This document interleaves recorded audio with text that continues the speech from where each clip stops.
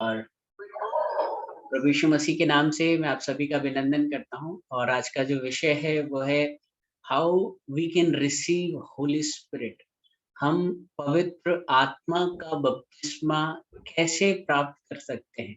है ना? बहुत से लोग हैं जो अन्य-अन्य भाषा में बोलना चाह रहे हैं, जिनको कई बार पूछा जाता है जिस प्रकार से पौलुस ने कहा चेलों से कि क्या तुमने पवित्र आत्मा का बपतिस्मा पाया? वो कहते हैं कि हमने तो इसकी चर्चा तक नहीं सुनी है, हमने तो इसकी चर्चा तक नहीं सुनी है। तो कई बार ऐसा होता है कि जब हम मीटिंग्स में जाते हैं, हम कुछ लोगों को अन्य-अन्य भाषा में प्रार्थना करते हुए देखते हैं, तो हमें ऐसा लगता है कि मुझे होली स्पिरिट बैप्टिज़्म क्यों नहीं मिला? तो मैं आपको सबसे पहली बात ये बताना चाहूँगा कि अन्य-अन्य भाषा में बोलना ऐसा ज़रूरी नहीं है, आप अन्य-अन्य भाषा में नहीं बोलते हैं, इसका मतलब आप पवित्र आत्मा से भरे हुए नहीं हैं। बाइबल ऐसा नहीं बताती, किसी दिन इस विषय पर बात कर सकते हैं हम। पहला कुरिन्थियों की किताब उसका 12वाँ और 13वाँ अध्याय जब आप पढ़ेंगे वहाँ पौलुस कहता है कि क्या सब भविष्यद्वक्ता हैं? क्या सब को अन्य-अन्य भाषा में बोलने का वरदान मिला है? क्या सब अनुवाद करते हुए इस प्रकार से क्वेश्चन मार्क लगाता है और साफ बोलता है नहीं, परमेश्वर जिसको जैसा चाहता है वैसा बाँट देता है। परमेश्वर के पास 9 गिफ्ट है। और जब आप उसके पास आते हैं, जब आप प्रभु यीशु मसीह को अपना मुक्तिदाता और उद्धारकर्ता ग्रहण करते हैं, तो वो आपको अपनी मर्ज़ी के हिसाब से जो भी उसके पास 9 है, वो कोई-सा भी गिफ्ट दे सकता है। ये ज़रूरी नहीं कि वो सबको एक ही गिफ्ट दे, है ना? मेरे पास 9 गिफ्ट हैं, क्या मैं सबको एक ही गिफ्ट दूँ? सबको मैं टंग्स कहीं ज़रूरी नहीं है ना? बस डेफ़िनेटली पवित्र आत्मा में भरकर बोलना, अन्य-अन्य भाषा में बोलना हमारी आत्मिक उन्नति के लिए बहुत ज़रूरी है। लेकिन अगर कुछ लोग जैसा कि कहते हैं कि अन्य भाषा में बोलने ही एकमात्र साइन है, एक सर्टिफ़िकेट है कि आप पवित्र आत्मा से भरे हुए हैं, ऐसा नहीं। मैं ऐसे बहुत से प्रभु के दासों को जानता हूँ, जिनके सामने खड़े होने से ही जब वो हाथ रख के प्रार्थना करते, लोगों को पवित्र आत्मा में स्वर्गीय भाषा में बोलने का हियाव होता है। उनको गिफ्ट ऑफ टंग्स मिलता है, लेकिन वो खुद अन्य-अन्य भाषा में नहीं बोलते। मैं ऐसे लोगों को भी जानता हूँ। तो आप कभी ये ना सोचें कि मैं अछूता हूँ या मैं भरा नहीं हूँ। तो ये कैसे पता कर सकते हैं कि मैं पवित्र आत्मा से बपतिस्मा पाया हूँ या नहीं पाया हूँ? इसके विषय में किसी और दिन बात करेंगे। लेकिन अभी हम आज तो इस विषय को देखेंगे कि हम कैसे पवित्र आत्मा के बपतिस्मे को प्राप्त कर सकते, how we can receive the gift of Holy Spirit, the baptism of Holy Spirit I should से।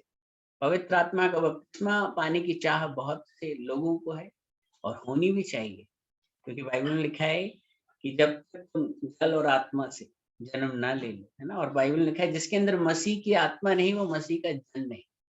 तो बिना पवित्र आत्मा की छाप हम स्वर्ग में भी नहीं जा पाएंगे। तो पवित्र आत्मा कैसे प्राप्त कर सकते हैं? बाइबल इसके बारे में हमें कुछ बातें बताती है। How we can receive Holy Spirit, इसके बारे में हम कुछ बातों को देखेंगे। सबसे पहला जो पद है, मैं आपके सामने पढ़ना चाहूँगा वो है have fellowship. Have fellowship means संगति करना। इसके लिए हम पढ़ेंगे प्रेरितों के काम उसका दूसरा अध्याय, उसकी 1 से लेकर 4 आयत तक। प्रेरितों के काम उसका दूसरा अध्याय, उसकी 1 से लेकर 4 आयत तक। यहाँ पर इस प्रकार से लिखा है, जब पेंतिकुस्त का दिन आया, तो वे सब एक जगह इकट्ठे थे। ध्यान दीजिएगा क्या लिखा है, जब पेंतिकुस्त का दिन आया, तो वे सब एक जगह इकट्ठे थे। तो सबसे पहली बात जो पवित्र आत्मा के बपतिस्मे को प्राप्त करने के लिए है कि वो है कि आप एक जगह इकट्ठा होना ना छोड़ें। बाइबल में लिखा है कि जब तुम अंत के समय को आते देखो, और अधिक संगति किया करो, आपस में और इकट्ठे हुआ करो। तो देखते हैं कि यहाँ पर पहला जो कार्य हुआ, वो था उनका इकट्ठा होना। कई बार हम फेलोशिप को बहुत छोटा आँकते हैं।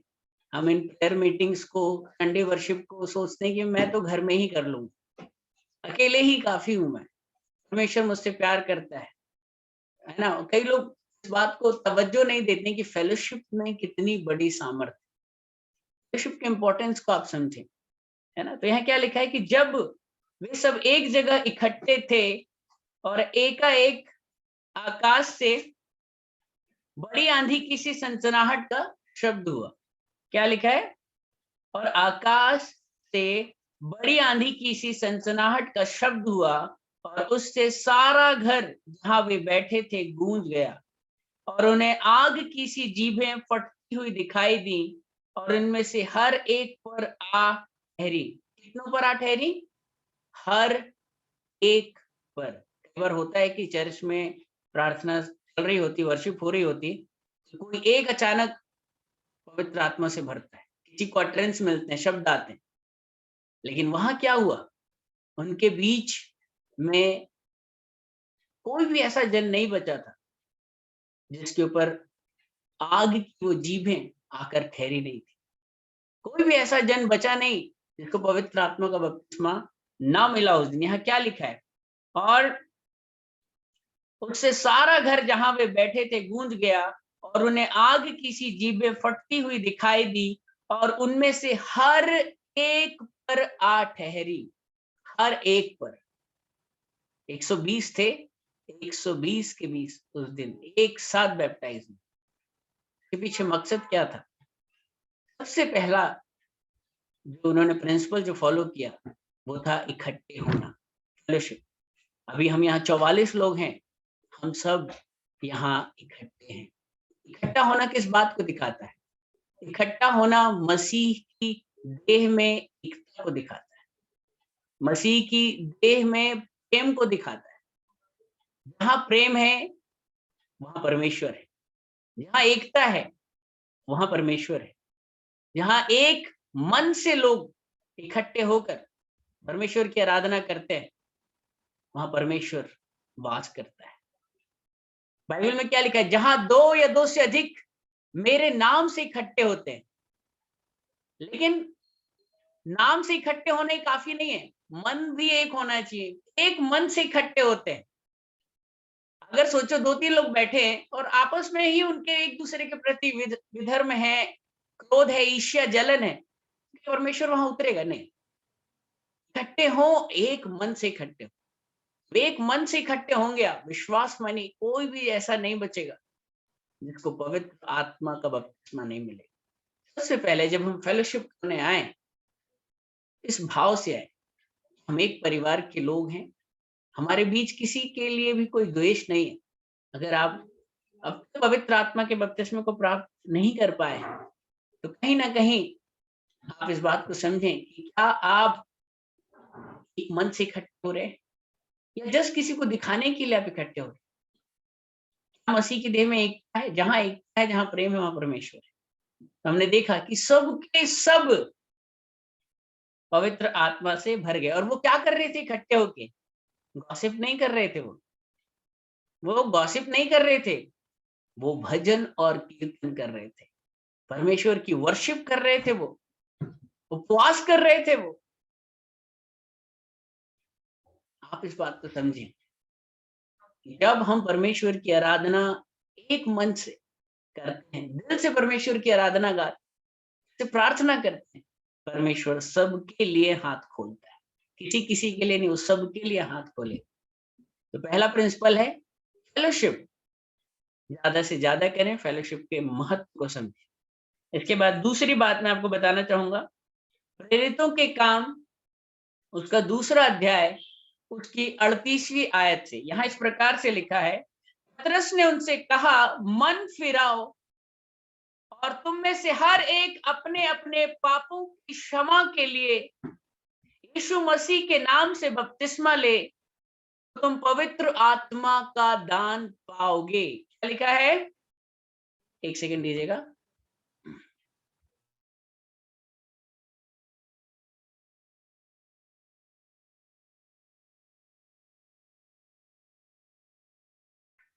जी, थैंक यू सो मच। मैं दूसरा वचन, दूसरी बात आपको बताना चाहूंगा। यह प्रेरितों के काम, उसका दूसरा अध्याय, उसकी 38वीं आयत। यहाँ इस प्रकार से लिखा है, पतरस ने उनसे कहा, मन फिराओ और तुम में से हर एक अपने अपने पापों की क्षमा के लिए यीशु मसीह के नाम से बपतिस्मा ले, तो तुम पवित्र आत्मा का दान पाओगे। यहाँ दूसरा बहुत ही महत्वपूर्ण प्रिंसिपल है, मन फिराओ। मन फिराना किसको दिखाता है? पश्चाताप। यूहन्ना बपतिस्मा देने वाले ने क्या कहा? मन फिराओ क्योंकि स्वर्ग का राज्य निकट है। पहले मन फिराना पड़ेगा, फिर स्वर्ग का राज्य आपके पास आएगा। मन नहीं फिराया, सिर्फ विश्वास फिराया।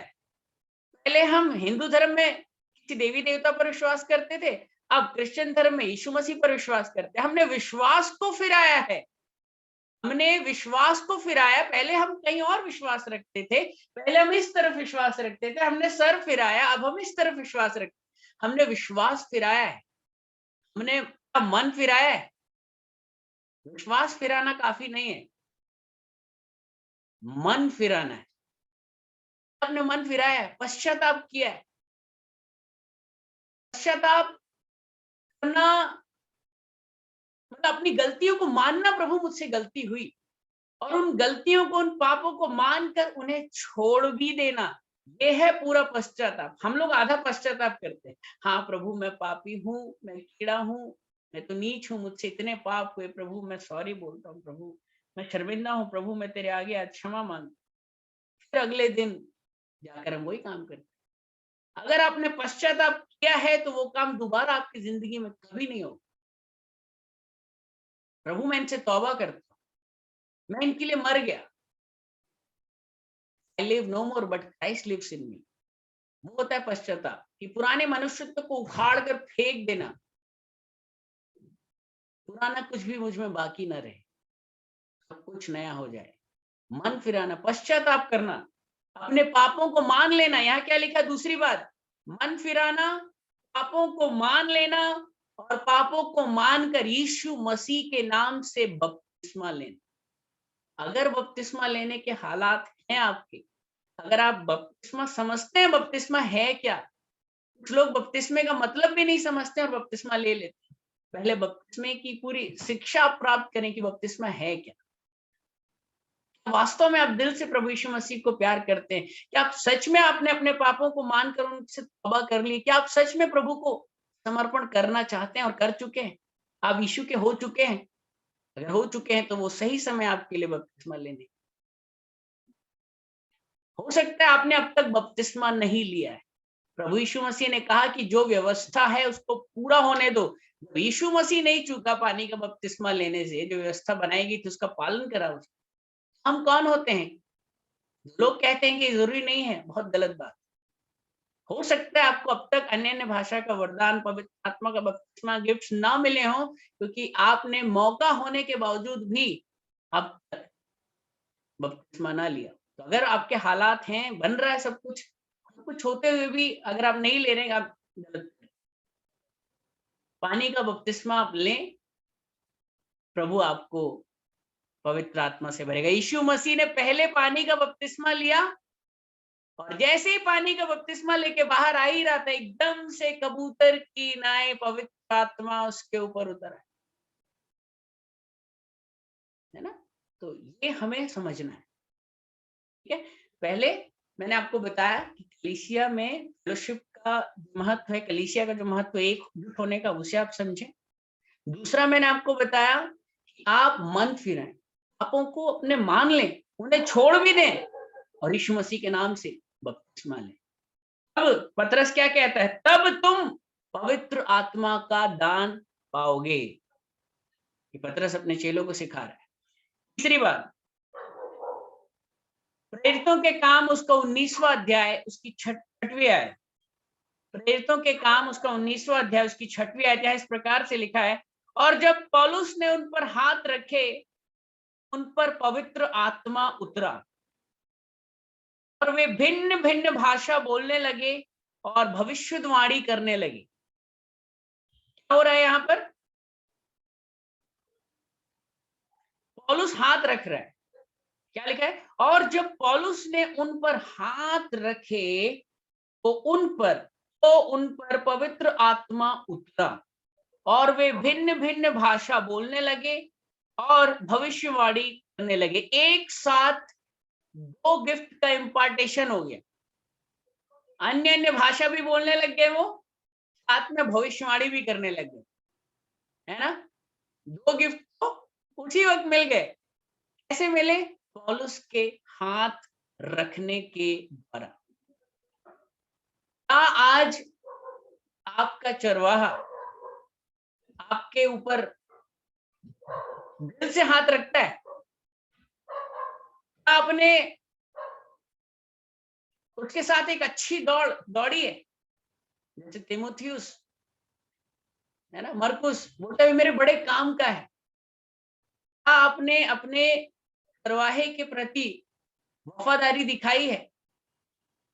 आपने उसके हृदय को शांति दी है, सुकून दिए कि ये मेरे चर्च का एक बहुत अच्छा विश्वासी है, मैं इस पर नाज करता हूँ, मैं इससे प्रेम करता हूँ, मैं इसका आदर करता हूँ, इसने प्रभु के राज्य को बढ़ाने के लिए मेरी बहुत मदद करी। लेकिन आज होता क्या है? आज हमारे ही द्वारा हमारे ही अगुओं के प्रति ऐसी बातें बकझक हम सुनते हैं, चुगलियां, बुराइयां, अरे वो तो उनको तो यहाँ से फंड आता होगा, वहां से फंड आता होगा, वो तो ऐसा कर, वो तो उनको ज्यादा प्यार करते हैं, उन्हीं को, हमें तो, हम तो क्या कर रहे हैं? आपके कारण कभी किसी प्रभु के दास की आंखों में आंसू आया है? आपने अपने चरवाहे के दिल को हरा भरा किया है, उसके दिल को ठंडक दी है, या उसके दिल में आपने वेदना पैदा करी है, उसकी आंखों में आंसू लाए हैं? आपको सोच कर, आपका नाम सुन के उसे चिंता हुई है कि क्या कर रहे, तरस आया आप? पौलुस ने जब हाथ रखे उन पर, वो हाथ उसने दिल से, कहते ना, प्रेम से, अपना, तुम मेरे चेले हो, तुम मेरे बेटे हो। तीमुथियुस को बोलता है तू मेरा बेटा है, उनका रिश्ता नहीं था, बोलता है तू मेरा पुत्र है। अब वो जो पिता के भाव से जब पासवान आपके ऊपर हाथ रखेगा ना, दिल से, आप उसको बोलेंगे, वो तो चर्च में आप आते हैं, पास्टर मेरे लिए प्रार्थना करिए, कल इंटरव्यू है, वो तो बेचारा हाथ रख के, उसकी ड्यूटी है, क्या करे, खुलकर बोल नहीं सकता अपने उन घावों को जो आपने उसके सीने पर दिए हैं। आपका रिश्ता आपके पासवान के साथ अच्छा है? आप प्रभु के दासों का ऑनर करते हैं?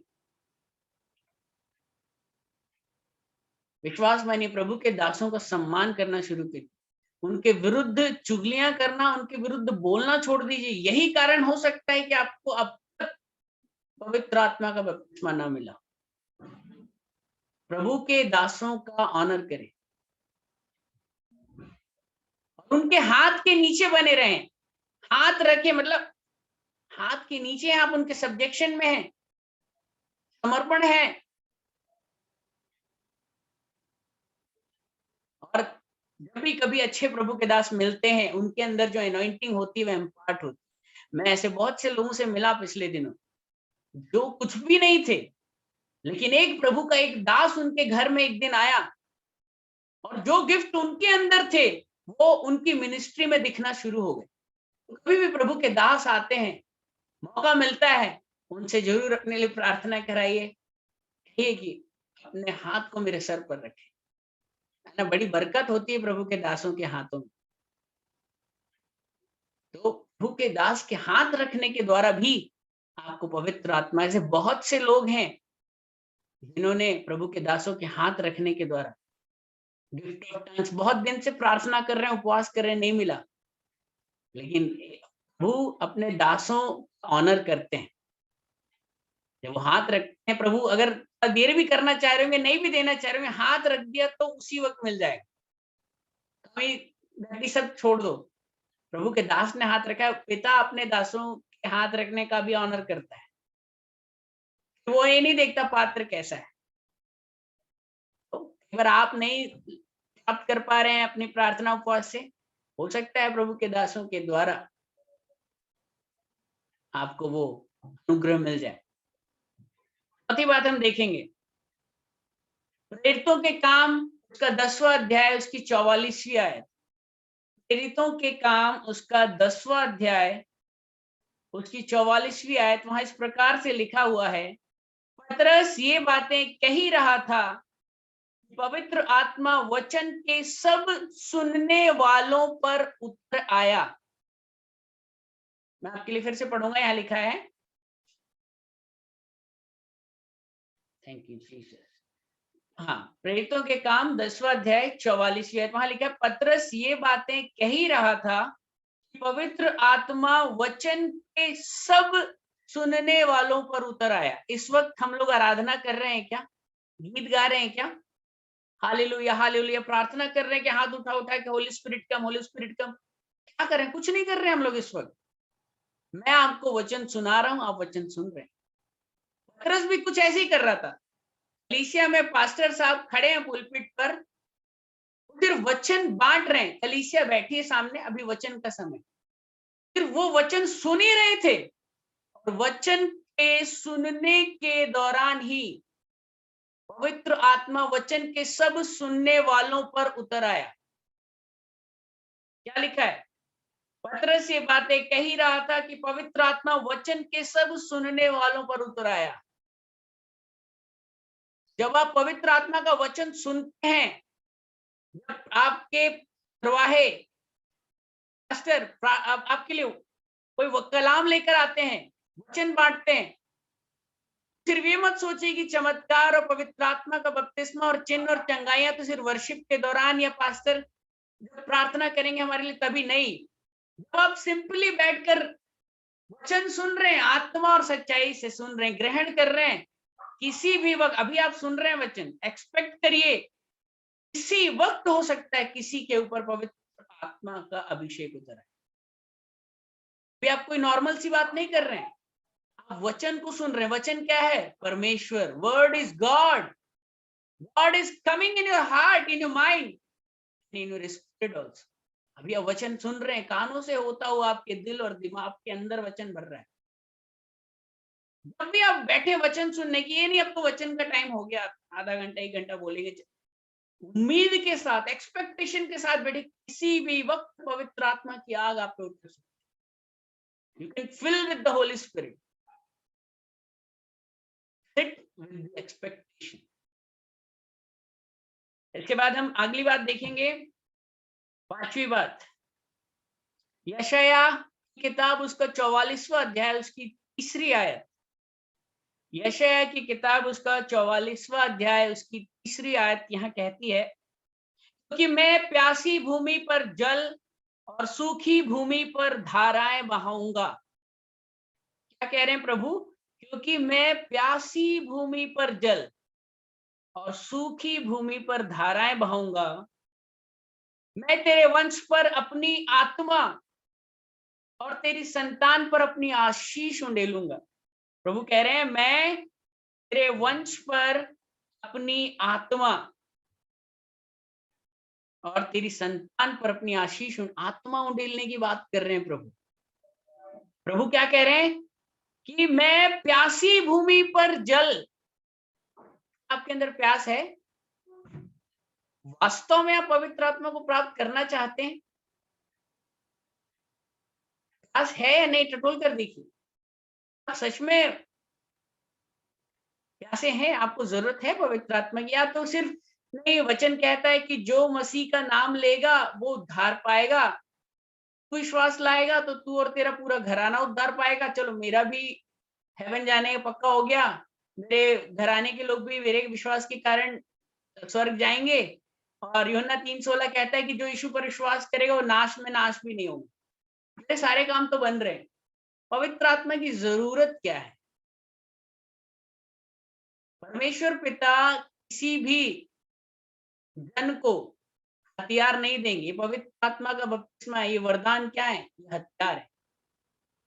राजा कभी भी उस सैनिक को या उस इंसान को ना ही एक सैनिक की वेशभूषा देता है, ना ही उसके हाथों में तलवार पकड़ाता है जिसके मन में लड़ने की ही इच्छा नहीं। आपको हथियार तब मिलते हैं जब आपके अंदर लड़ने की, युद्ध भूमि में जाने की इच्छा हो। अब जिसकी इच्छा ही नहीं है, अरे क्या वचन सुनाऊंगा प्रभु, क्या प्रीचिंग, क्या किस पर, ठीक है मेरा चल रहा है, सुबह जाता हूँ, नौकरी करता हूँ, शाम एक बार रात को प्रार्थना कर लेता हूँ, एक बार सुबह उठ के प्रार्थना करता हूँ, खाना खाने से पहले। जीवन चल रहा है, अच्छा चल रहा है, प्रभु तेरा धन्यवाद। क्या ज़रूरत है पवित्र आत्मा? क्यों चाहिए आपको पवित्र आत्मा? जस्ट ऐवे ही नहीं होना चाहिए, प्रभु अच्छा लगता है। परमेश्वर आपके मन में प्यास को देखना चाहते हैं। वाक़ई में आपके मन में प्यास है? आपके अंदर भूख है? क्या आपके अंदर वो सूखापन आप महसूस करते हैं? प्रभु बोलते हैं मैं सूखी भूमि पर धाराएँ बहाऊँगा, धाराएँ। वो है आपके अंदर थर्स्ट है? क्यों चाहते हैं आप?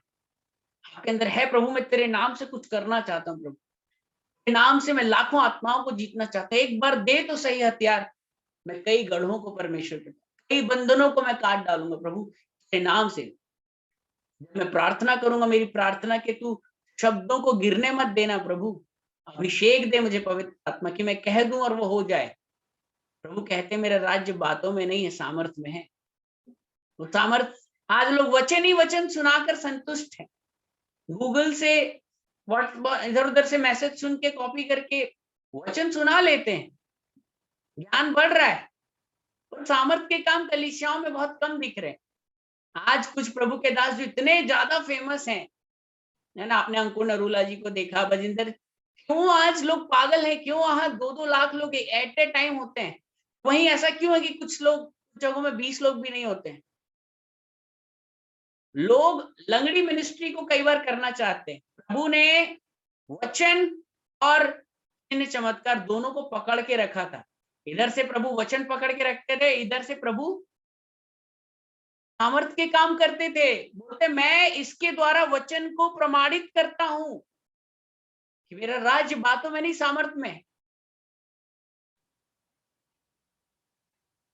आपके अंदर प्यास है, आप मांग रहे हैं परमेश्वर से, क्यों चाह रहे हैं आप? इसे समझें। परमेश्वर जिस दिन आपके अंदर वो प्यास देख लेगा कि हाँ, ये मेरे लिए, मेरे राज्य के लिए प्यासा है, परमेश्वर आपको भर देंगे। वो कहते हैं मैं सूखी भूमि पर जल और धाराएँ बहाऊँगा। प्रभु आपको सूखा नहीं रहने देंगे। अगर प्यास है, वो ज़रूर तृप्त करेगा, वो ज़रूर तृप्त करेगा। वो कहता है धन्य है वो जो भूखे हैं क्योंकि वो तृप्त किए जाएँगे। भूखे, कौन-सी भूख की बात कर रहे हैं प्रभु? प्रभु यीशु मसीह कहते हैं क्रूस पर मैं प्यासा हूँ। प्रभु को किसकी प्यास थी? पानी की प्यास थी। उसको आपकी प्यास है, उसको आत्माओं की प्यास है। आपके अंदर वो प्यास है जो प्यास प्रभु के अंदर क्रूस पर थी। प्रभु आपको तृप्त कर देगा। आप वो प्यास पैदा करिए अपने अंदर। इसके बाद हम आगे जाएँगे, यहाँ लिखा है धन्यवाद यीशु, थैंक यू जीसस। लूका 11वां अध्याय उसकी 11 और 13 आयत में लिखा है, तुम्हें से ऐसा कौन पिता होगा जब उसका पुत्र रोटी मांगे तो उसे पत्थर दे या मछली मांगे तो उसे सांप दे, अंडा मांगे तो उसे बिच्छू दे। जब तुम बुरे होकर अपने लड़के वालों को अच्छी वस्तुएं देना जानते हो, तुम्हारा स्वर्गीय पिता अपने मांगने वालों को, ध्यान दीजिएगा, अंडरलाइन करिएगा, क्या लिखा है? तो स्वर्गीय पिता अपने मांगने वालों को पवित्र आत्मा क्यों ना देगा? क्यों नहीं देगा भाई वो? मांगने वालों को। किसको दे रहा है? मांगने वालों को। हम मांगते हैं। आप सच में मुझे बताइए, आप 24 घंटे में आधा घंटा अगर आप पवित्र आत्मा से नहीं भरे हैं, आप बोलते हैं, आधा घंटा गिड़गिड़ाते हैं, प्रभु दे। जैसे एक बच्चा एक गाय को देख लेता है ना, अगर उसको खिलौना पसंद आ गया, जब तक नहीं उसे मिलता, वो पाँव पटक-पटक के रोता है। वो हर दिन जिद करता है, पापा स्कूल से जाते हुए वो टॉय दिखता है, मुझे वो चाहिए। जब तक वो पा नहीं लेता, चैन नहीं आता। हमने कोई आधा घंटा, 1 घंटा बाँध रखा है, मैं सिर्फ पवित्र आत्मा के बपतिस्मे के लिए प्रार्थना करूँगा। अगर आपको नहीं मिला, एक समय बाँधिए, उस समय और कोई जीवन की प्रार्थना निवेदन नहीं, सिर्फ पवित्र आत्मा का बपतिस्मा। माँगते हैं हम, सच में बताइए, आप वाक़ई में पवित्र आत्मा की बस इच्छा, बाइबल में लिखा है माँगोगे तो मिलेगा, ये नहीं कि इच्छा करोगे तो मिलेगा। माँगोगे तो मिलेगा, हम लोग सिर्फ इच्छा करते हैं, हाँ, मिल जाएगा, प्रभु दे देंगे, प्रभु दयालु, किसी दिन हो जाएगा चमत्कार, किसी दिन मीटिंग में कुछ अपने आप हो जाए, अपने आप। बाइबल ने अपने आप कुछ नहीं, हर चीज़ का एक प्रोसेस है, एक सिद्धांत है। माँगोगे तो मिलेगा। मांगने के लिए एक समय बांधिए, उस समय और कुछ नहीं, सिर्फ उससे कम कुछ नहीं और उससे ज्यादा प्रभु जो तू देना चाहे, है ना। तो मांगने का एक समय रखिए। इसके बाद क्या लिखा है, यूहन्ना 16:24 में लिखा है, अब तक तुमने मेरे नाम से कुछ नहीं मांगा, मांगो तो पाओगे ताकि तुम्हारा आनंद पूरा हो जाए। क्या लिखा है, अब तक तुमने मेरे नाम से कुछ नहीं मांगा, मांगो तो पाओगे ताकि तुम्हारा आनंद पूरा हो जाए। उसके नाम से मांग कर तो देखिए, उसके नाम से स्वर्ग खुल जाता है, उसके नाम से स्वर्गदूतों के कान खड़े हो जाते हैं, उसके नाम से जब कहीं भी प्रार्थनाएं होती है, पिता भी गौर करता है, अरे मेरे बेटे का नाम लिया गया, किसने मेरे बेटे का नाम लिया, क्या बोल रहा है वो। जब कभी यीशु का नाम लेते हैं ना, स्वर्ग और नर्क दोनों अटेंशन मोड में आ जाते हैं। यीशु के नाम से स्वर्ग और पृथ्वी का सारा अधिकार, सारी प्रिंसिपैलिटीज, सारा कुछ उसके नाम में है। उसके नाम से बड़ा कुछ नाम नहीं है। वो कहता है तुम मेरे नाम से कुछ भी मांगोगे विश्वास के साथ। और विश्वासी जन टीवी, एसी, फ्रिज, कार नहीं मांगे, वो उसके अपने हैं, वो उसके स्वर्गीय धन को मांगे। हमें सबसे जरूरी, अब तक हमने मांगा ही नहीं, कभी ढंग से मांगा ही नहीं, उपवास करके प्रार्थना करके गिड़गिड़ाए ही नहीं हम हन्ना की तरह। मांग, हम में कमी हम में है, प्रभु में नहीं है। प्रभु पक्षपात नहीं करता है, वो मांगने वालों को देता है। वो कहता है तुम मुझसे अंडा मांगो, मैं सांप थोड़ी दूंगा तुमको। तुम मछली मांगोगे, मैं तुम्हें पत्थर नहीं। नहीं, आप जो उससे मांग रहे हैं वो वही देगा। मांगना शुरू करिए। मैं एक दो बातें और बोलकर खत्म करूंगा, हमारा समय हो रहा है। Praise the Lord. इसके बाद हम पढ़ेंगे पहला राजा की किताब, उसका 18वां अध्याय, उसकी 32 से लेकर 39 आयत तक।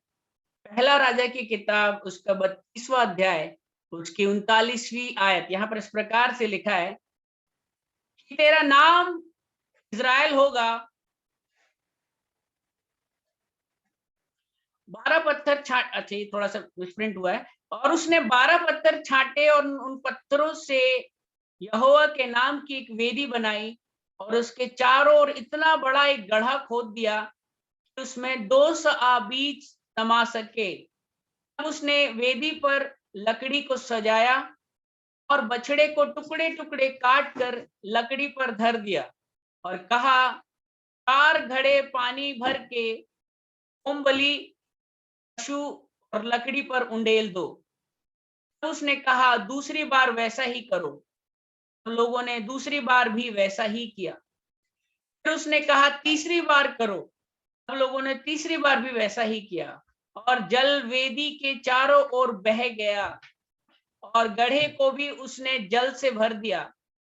फिर भेंट चढ़ाने के समय एलिय्याह नबी समीप जाकर कहने लगा कि हे इब्राहिम, इसहाक और याकूब के परमेश्वर यहोवा, आज यह प्रकट कर कि इज़राइल में तू ही परमेश्वर है और मैं तेरा दास हूं और मैंने ये सब काम तुझसे वचन पाकर किए हैं। हे यहोवा, मेरी सुन कि ये लोग जान लें कि यहोवा तू ही परमेश्वर है और तू ही है जो उनका मन लौटा ले आता है।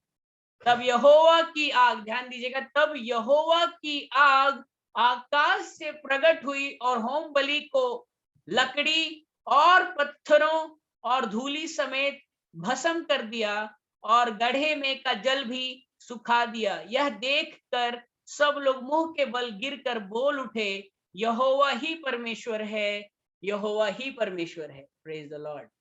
एक मिनट दीजिए।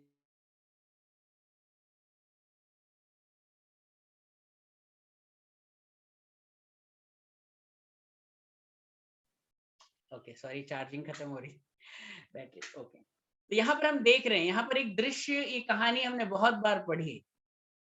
यहाँ पर यहोवा की आग उतरी और यहोवा की आग आकाश से कैसे उतर रही है, क्यों उतर रही है, इसके पीछे का आप अगर कारण समझने की कोशिश करेंगे तो कुछ बातें इसमें से हमें निकल कर आ सबसे पहली बात जो एलिय्याह ने करी, उसने कुछ पत्थर लेकर वेदी को बनाया। कुछ पत्थर लेकर उसने वेदी को बनाया। क्या आज हमारी वेदी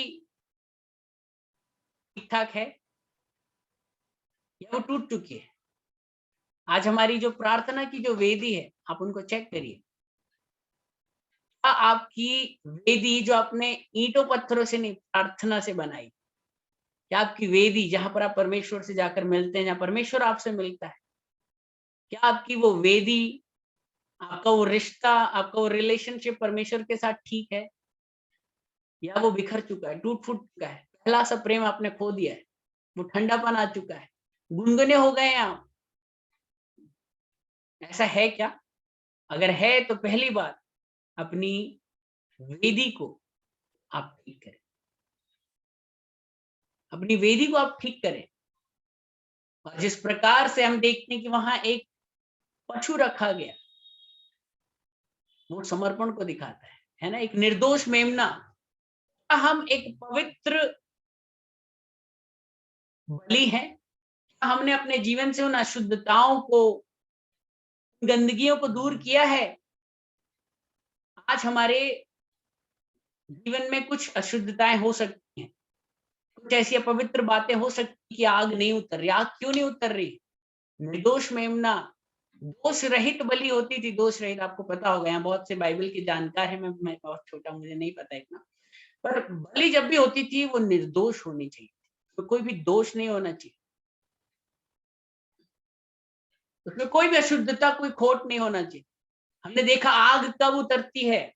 जब वो जो पशु बलि है, वो दोष रहित होता है। आज हमारे अंदर कोई दोष है? अगर है तो हम अपना आकलन करें। अगर हम नहीं आकलन कर पा रहे हैं, खुदावंद से बोलें कि प्रभु तू मुझे जाँच, मुझमें कोई रविश तो नहीं है, जैसे दाऊद कहता है। वो आपको बताएगा कि यहाँ तू गलत कर रहा है।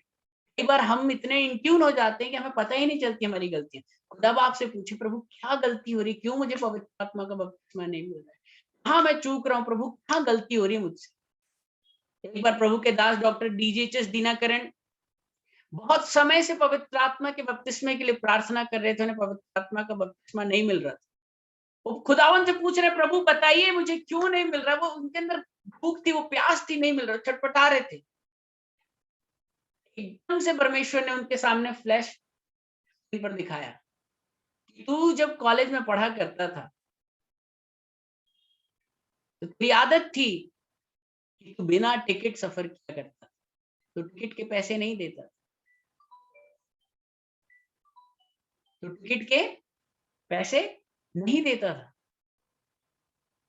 और भी कुछ बातें उनको पास, उन्होंने उन सभी बातों को करेक्ट किया। वो स्टेशन मास्टर के पास गए, जितने भी पैसे उनको समझ में आए थे अपनी बुद्धि से उन्होंने जमा की, रिपेंट किया, उन गलतियों को सुधारा और उसकी नेक्स्ट डे ही उन्हें पवित्र आत्मा का बपतिस्मा मिला। क्या कोई ऐसी बात है जो रोड़ा बन रही है? उसे ढूँढने की कोशिश करें। अगर वो मिल जाती है तो उसके लिए पश्चाताप करें। और इसके बाद क्या कहता है? एलिय्याह कहता है, हे अब्राहम, इसहाक और याकूब के परमेश्वर, अपनी आग भेज ताकि ये लोग जान जाएँ कि तू ही यहोवा है। आज आप किसको आप फेमस करना चाहते हैं?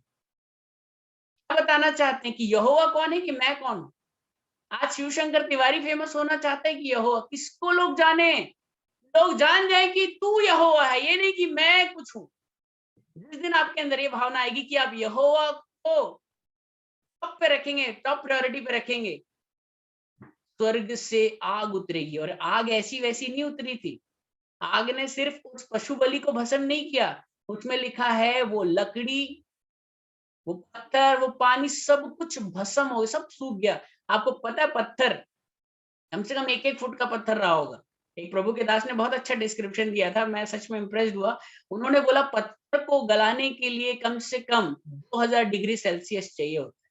पत्थर नहीं गलता। आपने ठंड के दिन है, लकड़ी जलाते होंगे आप, पत्थर पिघलता है, लकड़ी जलती है, पत्थर नहीं जलता। पत्थर भस्म नहीं होता, लकड़ियाँ भस्म होती, राख बनती। ऐसी आग उतरी यहोवा की कि वो पत्थर भी भस्म हो गए, लिखा है भस्म। 2000-3000 डिग्री सेल्सियस की वो पवित्र आग उतरती। तो हमारे जीवन में चाहे कितने भी पत्थर क्यों ना हो, हमारे हृदय में कितने पत्थर क्यों ना हो, परमेश्वर उन्हें भस्म करके, है ना, हमें ग्रहण कर लेता है। तो मैं उम्मीद करता हूँ जितने भी लोगों ने आज इन वचनों को सुना है, कुछ और भी बातें थी, हमारे पास समय नहीं था इसलिए मैंने जल्दी में आपको बताया।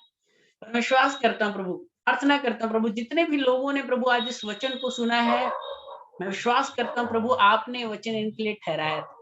आपने बहुतों के अंदर उस प्यास को देख लिया, बहुतों के अंदर प्रभु आपने उस भूख को देख लिया है प्रभु, जिन्हें आप आने वाले दिनों में तृप्त करें प्रभु। इस वचन के बाद प्रभु बहुत से लोगों के जीवन में अद्भुत गवाहियाँ हों जिन्हें हम आने वाले दिनों में सुने। यीशु के नाम की महिमा के लिए प्रभु। सब बातों में आपको आदर महिमा मिले। यीशु के नाम से इस दुआ को माँगता हूँ प्रभु, सुने और कबूल करें। यीशु के नाम से। आमीन। Thank you. Over to you sister. Thank you brother ji, आपने बहुत अच्छे से परमेश्वर के वचन से हमसे बातें की, इसके लिए परमेश्वर का धन्यवाद हो। और परमेश्वर के उस आत्मा में दिन प्रतिदिन बढ़ते रहने के लिए, हमें विश्वास में और भी बढ़ते रहने के लिए, इस प्रोत्साहन के लिए परमेश्वर का धन्यवाद हो। और परमेश्वर आपको अपने राज्य के लिए और भी इस्तेमाल करे और अनेकों लोगों के लिए आप आशीष का कारण ठहरे, हम ये प्रार्थना करते हैं। और अभी हम इस प्रार्थना सभा को